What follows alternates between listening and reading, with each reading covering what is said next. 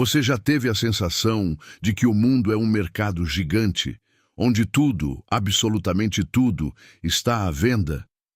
Às vezes, olhamos para as vitrines da vida e vemos o sucesso, o poder, a fama e a segurança financeira como itens que podemos simplesmente colocar no carrinho se estivermos dispostos a trabalhar o suficiente. Mas o que ninguém te conta na escola de negócios e o que pouquíssimos pregadores mencionam com a seriedade devida é que algumas moedas de troca não são feitas de papel ou metal. Existem transações que acontecem no silêncio da sua alma, entre quatro paredes, ou no segredo dos seus pensamentos mais ambiciosos. A história que vou te contar hoje não é sobre um homem que fracassou. Pelo contrário, é sobre um homem que teve um sucesso tão esmagador que o mundo inteiro o invejou. Ele tinha o toque de Midas, onde ele colocava a mão, o ouro brotava. Mas, enquanto os seus depósitos bancários transbordavam, o seu reservatório espiritual secava como um deserto. Ele vendeu a sua alma ao mundo. E o pior é que ele fez isso com um sorriso no rosto, achando que estava fazendo o negócio do século. Ele quase perdeu a eternidade por causa de um brilho passageiro que, no fim das contas, não conseguia iluminar sequer um palmo à frente do seu próprio caixão.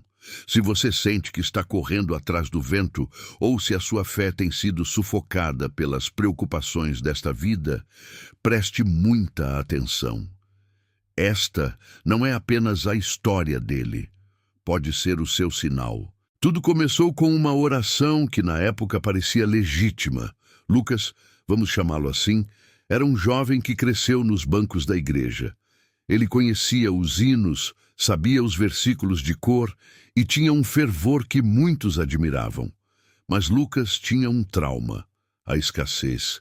Ele viu seus pais, servos fiéis, passarem por dificuldades extremas. Ele ouviu o som da despensa vazia enquanto sua mãe dobrava os joelhos para agradecer pelo pão de cada dia que mal dava para dividir entre os irmãos. No coração de Lucas nasceu uma erva daninha disfarçada de propósito.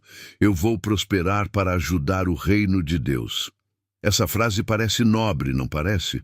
É a desculpa perfeita que muitos de nós usamos para camuflar a ganância. Ele não queria apenas o sustento, ele queria o domínio.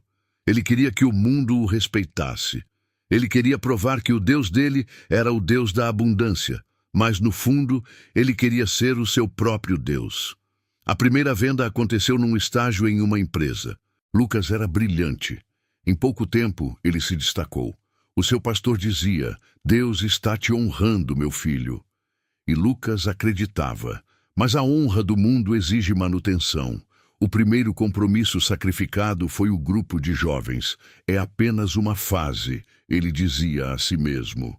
Depois, o culto de domingo à noite foi trocado por relatórios que precisavam ser entregues na segunda-feira. A Bíblia, antes gasta pelo uso constante, começou a acumular uma fina camada de poeira na mesa de cabeceira. O mundo é um mestre sutil. Ele não te pede para negar a Jesus de uma vez. Ele apenas pede que você o coloque em segundo lugar, só por hoje. E depois, amanhã de novo. E depois, na próxima semana.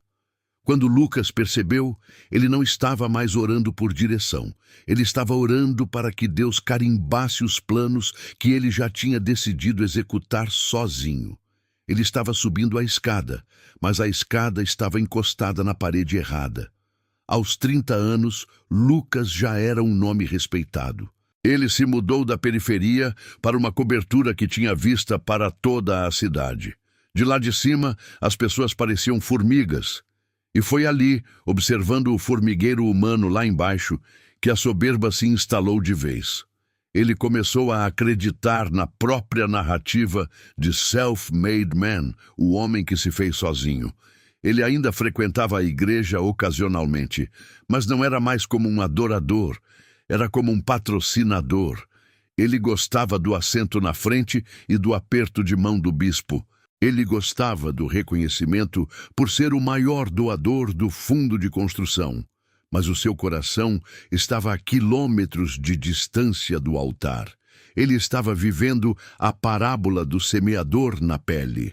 A semente tinha caído entre os espinhos, e os cuidados deste mundo e a sedução das riquezas estavam sufocando a palavra, tornando-a infrutífera. Certa noite, após uma festa de gala, onde recebeu o prêmio de empresário do ano, Lucas voltou para casa em silêncio absoluto. O troféu de cristal brilhava no banco do passageiro do seu carro importado. Ele tinha tudo. O que o jovem Lucas da periferia sonhava, o Lucas atual tinha multiplicado por 10. Mas ao entrar na sua cobertura silenciosa, o barulho do vazio foi ensurdecedor. Ele ligou o sistema de som caríssimo, abriu uma garrafa de vinho que custava o salário mínimo de um operário, mas o gosto era amargo. Ele sentiu um aperto no peito. Não era um infarto físico ainda. Era a sua alma gritando. Era a sua alma, ou o que restava dela, gritando por socorro. Era como se a eternidade estivesse batendo no vidro blindado da sua vida, tentando lembrá-lo de que ele era apenas um peregrino, mas ele tinha se acomodado tanto na terra que esqueceu o caminho de volta para casa. A decadência espiritual de um homem raramente acontece como um estrondo. Ela acontece como uma erosão. Centímetro a centímetro, a terra firme da fé vai cedendo até que o abismo se torne o único horizonte. Para Lucas, o sucesso não era mais uma ferramenta para o reino, era o seu próprio Deus. Ele havia se tornado o sumo sacerdote do seu próprio império. Houve um momento específico, cerca de 2 anos após ele atingir o seu primeiro milhão, em que a transição se completou. Lucas foi convidado para ser o preletor em um congresso de empreendedorismo cristão. Ele subiu ao púlpito, mas não levava a Bíblia. Levava um tablet com gráficos de crescimento e metas de produtividade. Ele falou por 40 minutos sobre as chaves da prosperidade e como usar a fé para conquistar o mercado. As pessoas o aplaudiram de pé. Elas queriam o que ele tinha, mas não viam o que ele estava perdendo. Naquela noite, no camarim, um senhor que trabalhava na limpeza da igreja, um homem cujas mãos eram calejadas e o rosto marcado por décadas de oração, aproximou-se dele. O homem não pediu um autógrafo, nem um conselho financeiro. Ele apenas olhou nos olhos de Lucas. O Senhor disse com tristeza profunda: Dr. Lucas, o senhor fala muito bem sobre o ouro do templo, mas parece ter se esquecido do Deus que santifica o ouro. O senhor está ganhando o aplauso dos homens, mas o céu está em silêncio para a sua voz. Lucas riu. Ele sentiu uma pontada de irritação. Quem era aquele homem para questionar o favor de Deus sobre a sua vida? Ele tirou uma nota de R$ 100 do bolso, entregou ao Senhor e disse: Deus te abençoe pelo seu trabalho, meu irmão. Ele achou que o dinheiro calaria a profecia. O mundo ensinou a Lucas que tudo tinha um preço, inclusive a verdade. Mas aquela frase ficou ecoando nos corredores da sua mente como um sino fúnebre. O céu está em silêncio para a sua voz. O próximo passo da venda da alma foi o isolamento emocional. Lucas casou-se com uma mulher tão brilhante e ambiciosa quanto ele. Sara era o par perfeito para as fotos de revista, mas o altar da casa deles estava frio. Eles não oravam juntos. Eles discutiam estratégias de investimento antes de dormir. Os filhos, criados por babás e matriculados nas melhores escolas bilíngues, viam o pai como uma figura mítica que trazia presentes caros, mas nunca tinha tempo para contar uma história da Bíblia. Lucas justificava a ausência com a provisão. Estou fazendo isso por eles, repetia como um mantra. Mas o diabo é um mestre em dar o que você quer para tirar o que você precisa. Ele deu a Lucas o mundo, mas tirou a sensibilidade. Lucas já não sentia mais o arrepio da presença de Deus. Ele não chorava mais em um louvor. As letras das músicas pareciam bobagens sentimentais. Ele se tornou um cristão cerebral. alguém que conhecia a doutrina, mas não conhecia o dono da obra. O auge do seu império veio com a fundação da LH Investments. Ele não era mais apenas um funcionário de elite, ele era o dono da mesa, e foi ali que o mundo exigiu o pagamento final para fechar um contrato bilionário importante. Lucas precisou participar de rituais de networking que ele, 10 anos antes, julgaria abomináveis. No início, ele recusava as bebidas. Depois, aceitava um brinde por cortesia. No começo, ele se retirava quando as conversas se tornavam impuras. Depois, ele apenas sorria e fazia um comentário sarcástico para se enturmar. A Bíblia diz que as más companhias corrompem os bons costumes, e Lucas descobria que o topo da montanha do mundo é um lugar escuro para quem não tem luz. Ele começou a sentir que a sua imagem cristã era um peso. Em uma reunião de conselho, um dos seus sócios disse: Lucas, essa sua postura ética é admirável, mas neste negócio ou você morde ou é mordido. Precisamos omitir esses dados do relatório se quisermos a aprovação do governo. Lucas hesitou. Por um segundo, ele lembrou das aulas da escola dominical sobre integridade. Mas então, ele olhou para o gráfico de bônus que receberia. Aquele bônus compraria o jato particular. O autoengano é o combustível da alma vendida. Ele assinou o documento. Ele omitiu a verdade. Ele vendeu a sua integridade por uma assinatura em papel timbrado.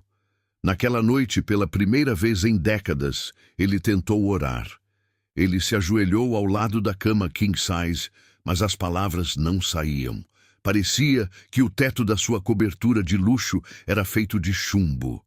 Não havia conexão, não havia Wi-Fi espiritual. Ele percebeu, com um frio na espinha, que o Espírito Santo é um convidado delicado. Se você o ignora por tempo suficiente, ele se retira em silêncio, deixando apenas o eco da sua própria voz. Lucas tinha vendido a alma em parcelas, e agora o mundo estava vindo cobrar o juro. Ele estava rico, famoso e poderoso, mas ele estava perdendo a eternidade a cada batida do seu relógio de ouro. O sucesso de Lucas era como um oceano, vasto na superfície, mas sombrio e gelado nas profundezas. Ele havia se tornado um especialista em manter as aparências diante de todos. No Instagram e nas capas de revistas de negócios, ele era o modelo de eficiência e espiritualidade moderna. Mas, dentro de casa, as paredes da sua mansão pareciam estar se fechando. Sabe qual é a maior tragédia de quem vende a alma ao mundo? É que as pessoas que você mais ama são as que pagam os juros dessa dívida. Sara, sua esposa, já não o via mais como o homem por quem se apaixonara. Ele não era mais o Lucas que chorava ao ouvir um testemunho de superação real. Ele era o CEO, o estrategista que calculava até o tempo de carinho que dava aos filhos. Sara perguntou em uma noite: Lucas, quando foi a última vez que nós dois oramos por algo que não fosse o seu faturamento? Lucas nem sequer levantou os olhos do tablet. Sara, eu estou orando com as minhas mãos. Olha o que eu construí para nós. Você tem segurança. As crianças têm o melhor futuro. Isso não é a bênção de Deus? Sara levantou-se da cama com os olhos cheios de lágrimas. Ela disse: isso é patrimônio, Lucas, mas nossa alma está passando fome. Nossos filhos conhecem o preço de tudo, mas não sabem o valor de nada. Você conquistou o mundo, mas eu sinto que perdi o meu marido para um Deus que não perdoa. O mercado. Ele ficou em silêncio. No fundo, ele sabia que ela tinha razão. Mas admitir isso significaria confessar que ele estava errado nos últimos 10 anos. E o orgulho é o guarda-costas da alma vendida. Ele preferiu o silêncio e a distância. Para aliviar a consciência, Lucas intensificou suas doações. Ele financiou orfanatos, reformou templos e estampou seu nome em placas de agradecimento. Ele acreditava na heresia silenciosa de que poderia comprar a indulgência divina. Ele pensava: Se eu der 20% em vez de 10%, Deus vai ignorar o fato de que eu menti naquela transação internacional. Mas Deus não aceita suborno. O reino não é movido por transferências bancárias, mas por corações contritos e sinceros. Lucas estava tentando pagar uma dívida espiritual com moeda terrena e o câmbio nunca fechava. Ele se sentia como um homem tentando apagar um incêndio na alma com notas de dólar. O papel apenas servia de combustível para as chamas da ansiedade.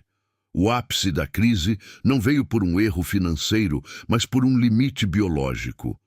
O corpo humano é o templo do Espírito Santo, mas Lucas o tratava como uma máquina de alta performance. Cafeína e estresse crônico cobraram o preço.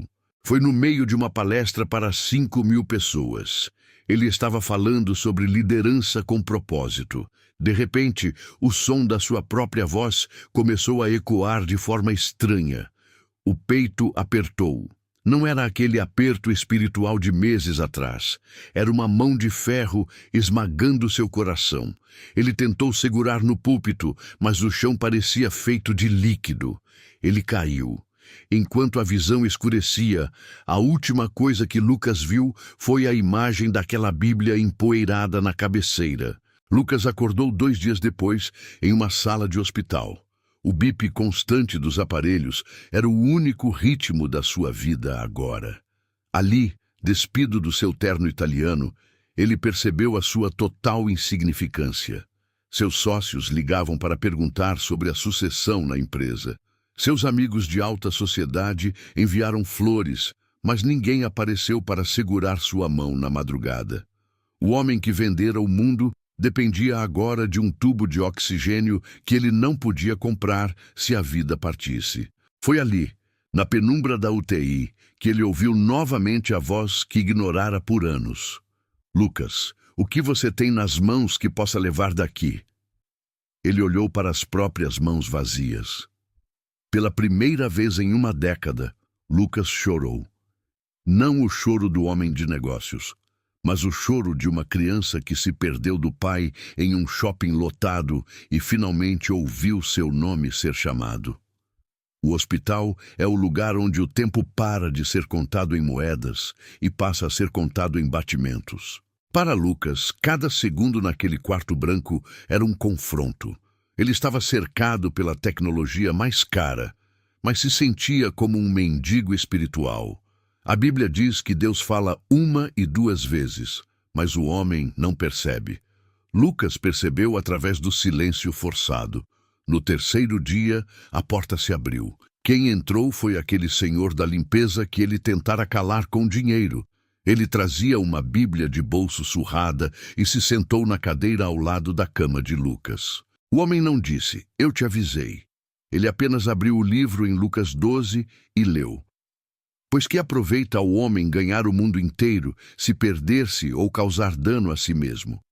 Lucas desviou o olhar para a janela. Lá fora, os prédios da cidade, muitos dos quais ele ajudara a financiar, brilhavam sob o sol. Eu construí tudo isso, sussurrou Lucas, com a voz embargada. Não, meu filho, respondeu o Senhor. Você apenas acumulou o que vai ficar para os outros. O que você construiu dentro de você? Naquele momento, a máscara de Lucas rachou por completo. Ele não era mais o CEO de sucesso. Ele era apenas um homem com medo da eternidade. Ele confessou as mentiras, os contratos fraudulentos, a negligência com a esposa e o abandono de Deus. Ele admitiu que tinha vendido sua alma em troca de um trono de vidro. Arrependimento sem renúncia é apenas remorso. Lucas sabia que para voltar para Deus, ele não poderia levar o mundo que tinha construído sobre o pecado. Quando recebeu alta, o Espírito Santo o levou para o seu escritório em casa, onde os documentos da transação fraudulenta ainda descansavam em sua gaveta secreta. Ele tinha 2 caminhos: queimar as provas e continuar rico, ou denunciar a própria fraude, perder o cargo e salvar a sua alma. O mundo sussurrava, seja inteligente, Lucas. Mas a voz de Deus era clara, ninguém pode servir a 2 senhores.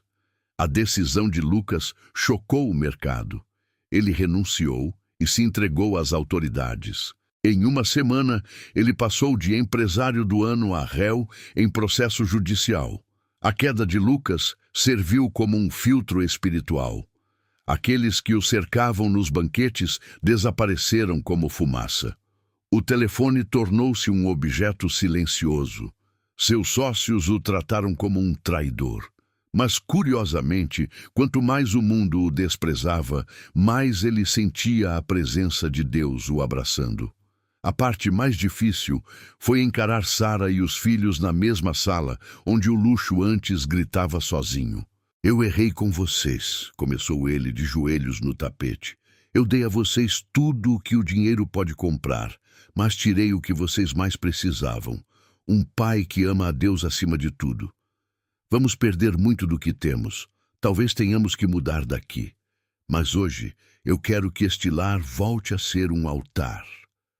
Sara chorou, porque o homem por quem ela orava em segredo tinha finalmente voltado para casa. Naquela noite, o som de louvor preenchia os cômodos que antes eram vazios. Os meses seguintes foram de provação. Lucas enfrentou processos, multas pesadas e a perda de grande parte do seu patrimônio. Ele mudou-se para uma casa simples, voltou a dirigir um carro comum e recomeçou sua carreira do zero, mas agora com ética inabalável. Ele descobriu que a eternidade que ele quase perdeu não era apenas um destino após a morte, mas uma qualidade de vida que começa aqui. Ele recuperou o sono e o brilho nos olhos dos filhos. Recuperou a alegria de ler a palavra e sentir que cada versículo era um alimento, não uma estratégia de marketing. Um ano depois, Lucas estava caminhando por uma praça simples. Ele viu um grupo de jovens pregando o evangelho. Ele se aproximou, sentou-se em um banco e começou a ouvir. Um dos jovens o reconheceu. Você não é aquele grande empresário que saiu nos jornais? O que você faz aqui?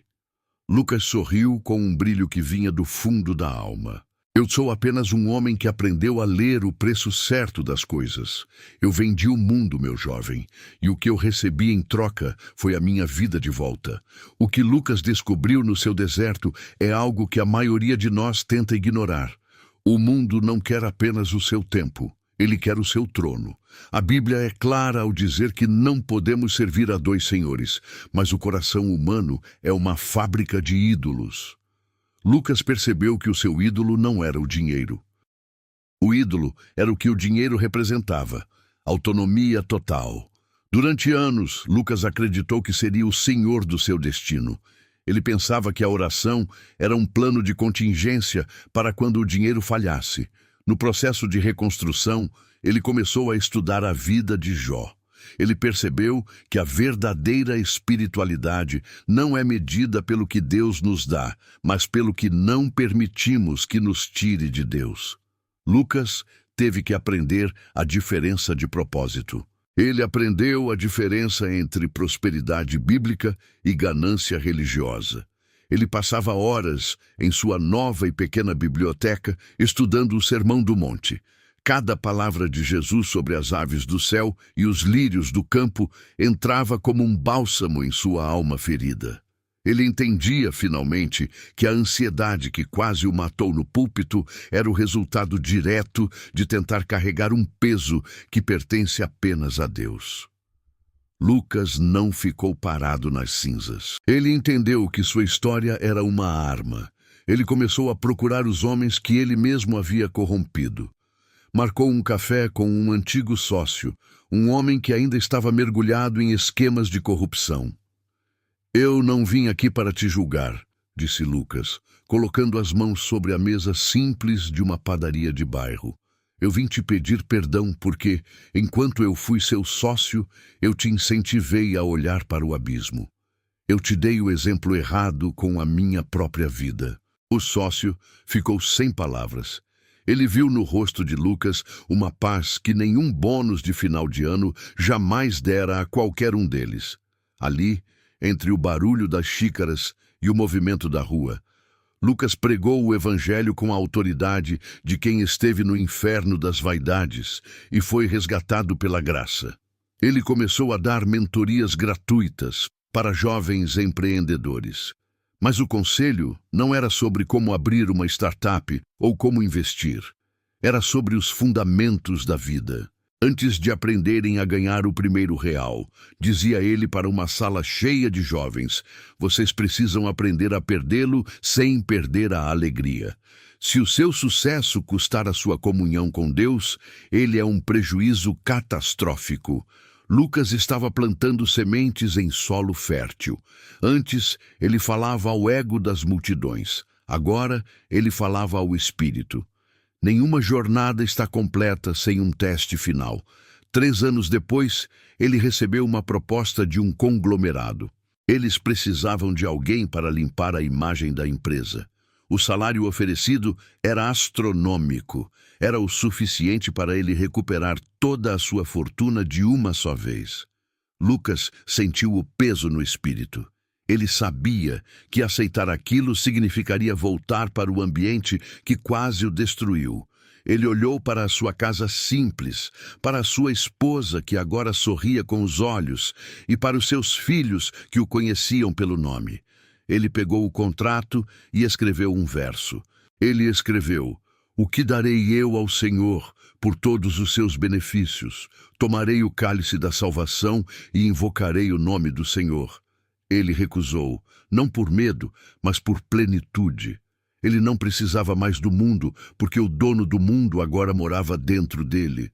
Lucas descobriu que o segredo da liberdade não está enquanto você consegue segurar, mas enquanto você consegue soltar. Ele passou décadas tentando encher as mãos com o que o tempo consome rápido. Somente quando suas mãos ficaram vazias de tudo o que era terreno, elas ficaram livres para receber o que é eterno. Lucas meditou nas palavras de Paulo. Considero todas as coisas como escória para que possa ganhar a Cristo. Lucas olhava para os seus antigos prêmios guardados em uma caixa e sorria. Ele via que o brilho do mundo é como o de um fósforo em uma noite de tempestade. Intenso por um segundo, mas incapaz de aquecer a alma ou iluminar o caminho. O homem que antes acordava checando o índice da bolsa, agora acordava com o rosto no chão em oração. Ele trocou o barulho da informação pelo silêncio da revelação. Sua história vazou além das fronteiras, e ele tornou-se mentor daqueles que queriam prosperar sem vender a alma.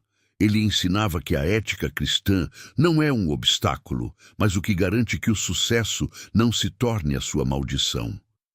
Lucas não era mais o mesmo homem, e isso era visível até em sua saúde. Caminhando com Sara ao pôr do sol, ele disse: "Sabe, Sara, por muito tempo eu tive medo de morrer porque sentia que o meu paraíso estava aqui.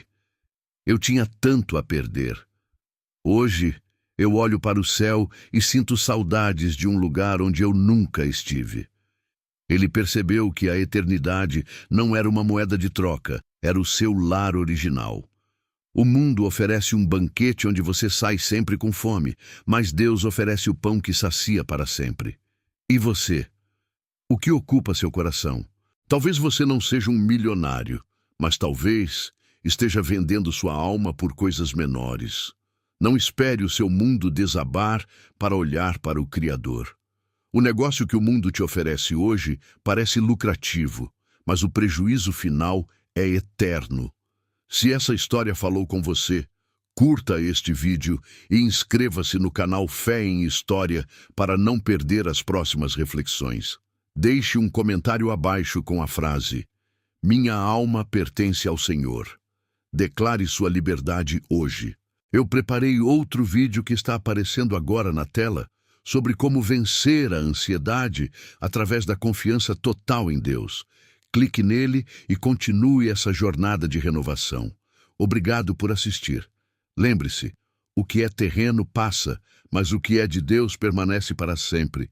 Fique na paz do Senhor Jesus e até a próxima.